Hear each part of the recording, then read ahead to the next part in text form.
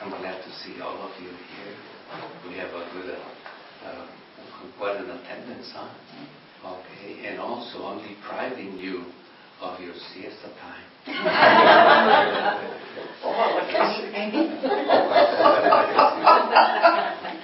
So it's good to be here again, so thank you. We are challenged with our readings of today, beginning with the beginning of the book of Genesis. So we're just beginning from the very, very beginning. But I was noticing as Deacon Leo was reading it, how attentive we are to the narration. Because it always grabs us, and it's so wonderful and beautiful. It is one of the readings as well for the on Easter Vigil, one of them obligatory, and you see the people hanging on to every word, and it's so filled, so beautiful. And so the church on this ordinary time asks us, hey, let's go back, reflect on it, and from the very beginnings. We could say many, many things here about the narration of the creation of the world. In the beginning, and the word is Bereshith, and so you notice again with the Gospel of John, in principio, in the beginning. So you can see then that there is this is first creation. Now we have a second creation. Grace, salvation, mercy, forgiveness, and so on. So, and here it says that God created the heavens and the earth. And how it begins with the first day, and then it says God said, "Let there be light," and there was light. When God speaks, the word is dabar, tiberim, word or deed is exactly the same word. So when God speaks, He also acts.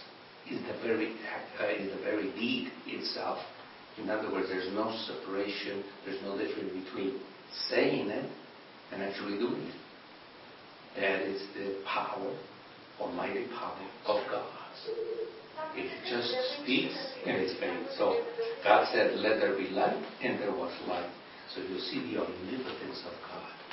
So it's, and then you see the 7 days, one day after another.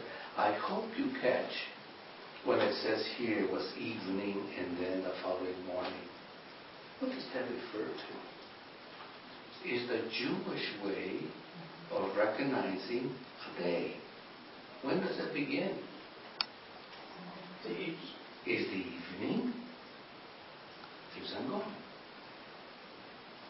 Now, what's the implication is that everything that we do is also very Jewish, including the Eucharist.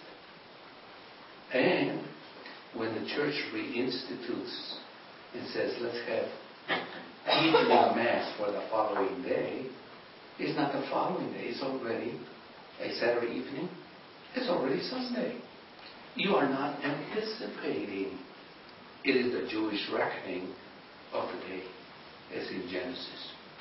Now, if you say, is the church biblical? Extremely biblical. Radically biblical. Wow. All this here. So, and then it tells us, of course, again, you have to think of in the Jewish mentality of how the heavens and the earth are made. Think of it like this. God separates the waters and makes a void, and then you have the waters, and then waters above, and waters below. The earth is founded on the pillars of water.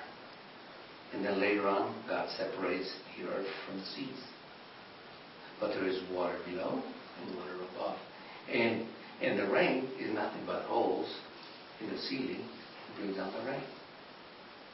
You have to think that that's the Jewish mentality as they're seeing the world. So some of these things you need to think of it that way, and it'll help us better understand all those things. And so then it continues then how God is so pleased with pleased, delighted. And so and then little by little you begin to see there is a progression. You have the light in the night, and then you have the light in darkness, and then a higher level of life, vegetation, and then the other animals. And then what's that on the sixth day? The highest crown of creation is us, man and woman. So we are the crown of creation, and then you have the seventh, the day of rest.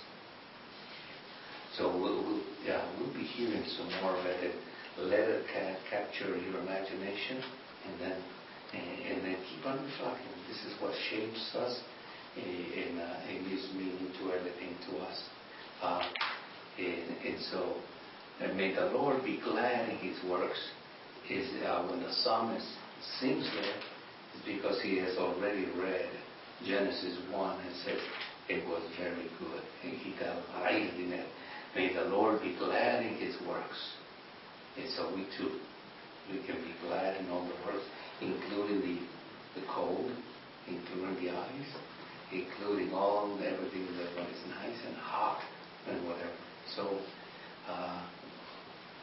then we do have the gospel, but would that we have the faith of these people, that when they recognize the Lord, they wanted to touch even the tassel on His cloak. So, we are more privileged than they are, because we come and we touch not only the tassel of the Lord, we have the body and blood. We have a greater opportunity to be in contact with Him in the Eucharist.